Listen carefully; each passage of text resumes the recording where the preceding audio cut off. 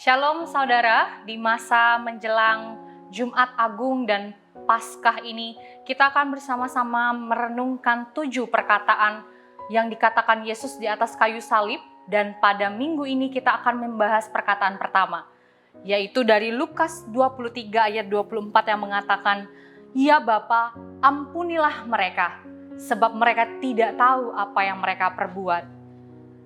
Saudara, berbicara tentang pengampunan, mungkin dari setiap kita akan mudah melakukannya apabila orang itu adalah memang orang yang kita kasihi, atau orang itu adalah orang yang kita cintai atau mereka mencintai kita.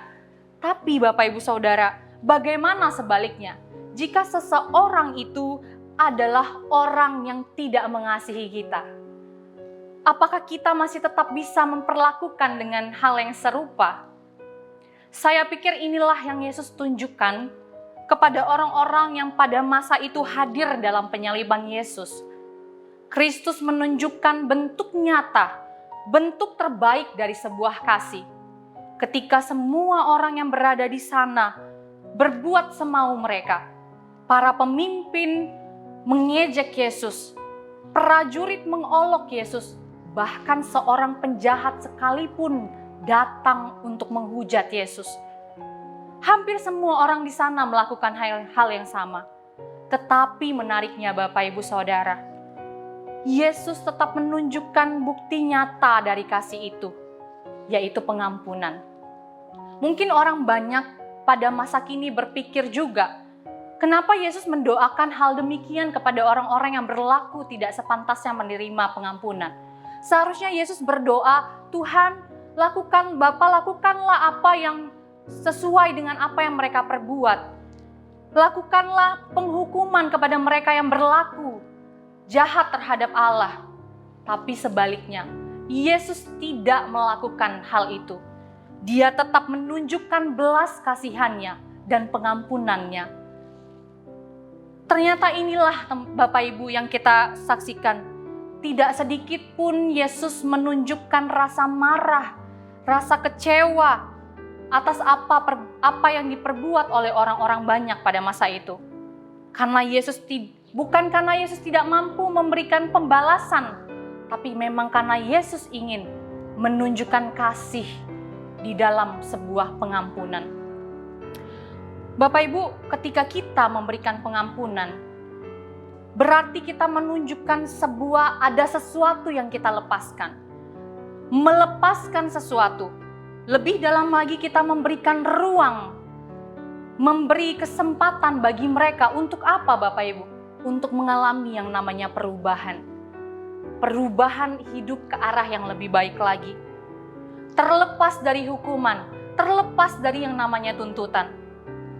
Di masa menjelang menjelang Jumat Agung dan Paskah ini Bapak Ibu, mari kita kembali mengingat apa yang sudah Yesus lakukan bagi kita, saya dan Bapak Ibu sekalian.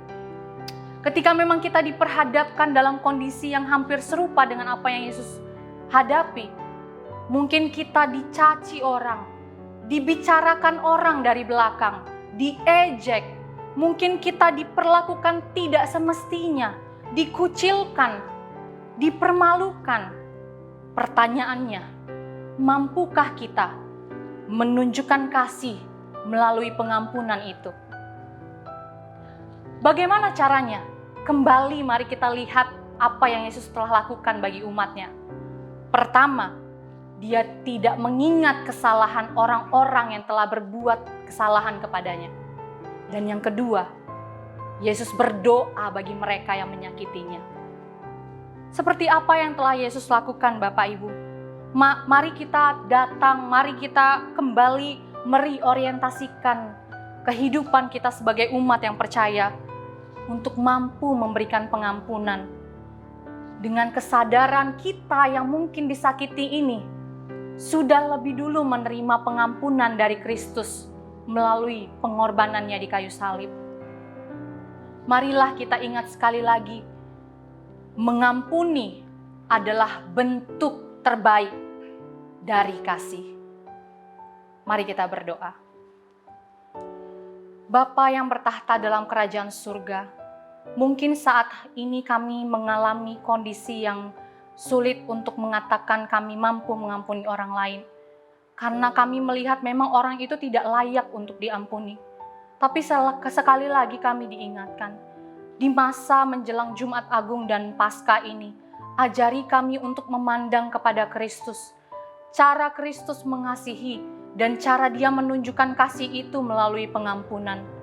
Berikan kami hati seperti hati Kristus yang mampu mengampuni sekalipun orang itu tidak layak untuk diampuni.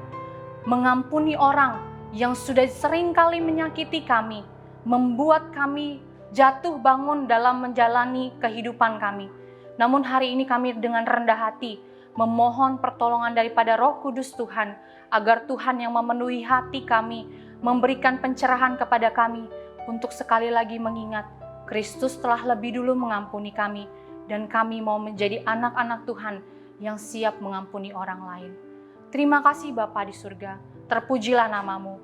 Di dalam nama Kristus Yesus Allah yang hidup, kami berdoa dan bersyukur kepadamu. Amin.